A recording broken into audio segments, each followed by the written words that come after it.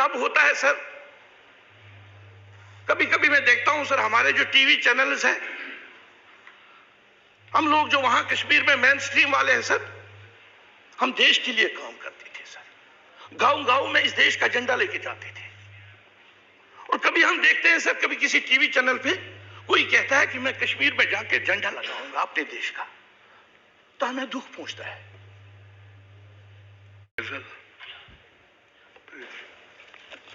Thank you sir. میں اس صدن کے سبھی ذی عزت ممبران کا شکر گزار ہوں جن کے ساتھ مجھے کام کرنے کا موقع ملا۔ سر میں جموں کشمیر کے لاسٹ ڈسٹرکٹ جو کپواڑہ ڈسٹرکٹ جو بالکل پاکستان بارڈر کے ساتھ ہے، میں نے اپنی شروعات سر میونسپل کمیٹی کے وارڈ ممبر سے شروع کیا سر، الیکشن لڑا ہے سر۔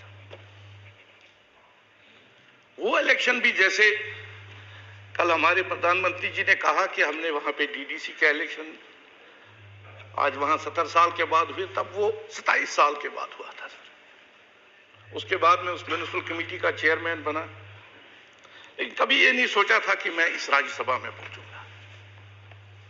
میونسپل کمیٹی سے میں جب نکلا تو مجھے مفتی صاحب نے کہا کہ آپ اس چھوٹا سا شہر ہے سر، اب تھوڑا جو آس پاس کے گاؤں ہیں ان میں بھی جایا کرو۔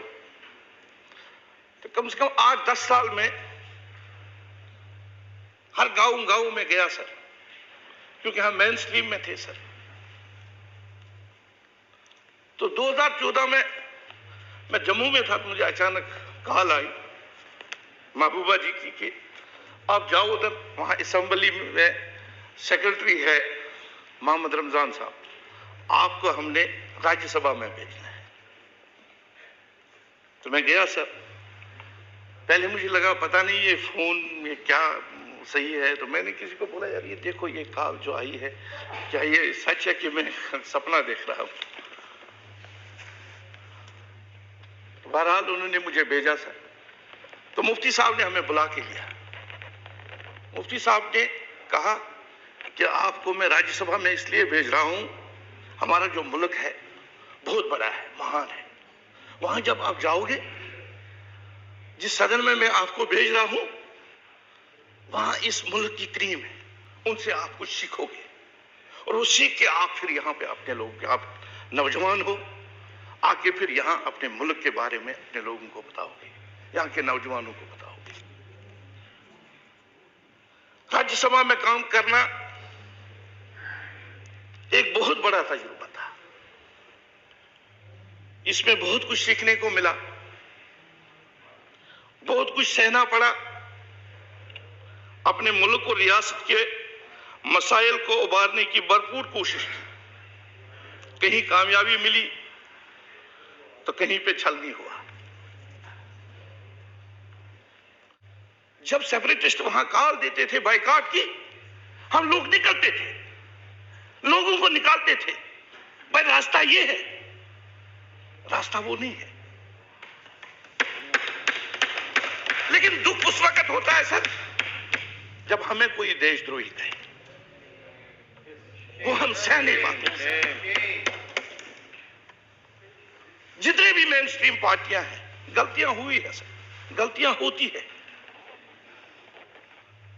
جب بھی جموں کشمیر کے بارے میں کوئی فیصلہ لیا گیا، تب کے پردھان منتری جی نے جو کہا ہم نے اس پہ عمل کیا۔ ابھی ہمارے پردھان منتری جی نے آج الیکشن کا کہا، وہاں لوگ نکلے، جو ہوا وہ کہنا چاہیے سر۔ میں نے دیکھا ہے سر، جو اجولا سکیم ہے یا باقی سکیم ہے، میں جب میونسپل کمیٹی کا چیئرمین تھا، ہمیں سال میں 5 لاکھ روپیہ ملتا تھا۔ آج ہمارے جو لوگ ہیں، میں جب ان سے پوچھتا ہوں وہ کہتے ہیں کہ ہمیں 14 ایف سی میں 5 کروڑ ملے۔ جو ہوا وہ کہنا چاہیے سر۔ اسی طرح گیس کا سر، کل تک ہماری جو لیڈیز تھی وہ جنگل سے لکڑی لاتی تھی جو اوپر گاؤں میں ہے، آج ان کے گھروں میں بھی گیس ہے۔ جو کام ہوا وہ کہنا چاہیے سر۔ لیکن جہاں ہمیں یہ لگتا ہے کہ جب ہمارے اوپر بھی کہیں پہ خاص کر ان معاملوں میں انگلی اٹھتی ہے تو وہاں دکھ ہوتا ہے سر. اسی لیے میں نے کہا سر اپنے ملک اور ریاست کے مسائل کو ابھارنے کی بھرپور کوشش کی.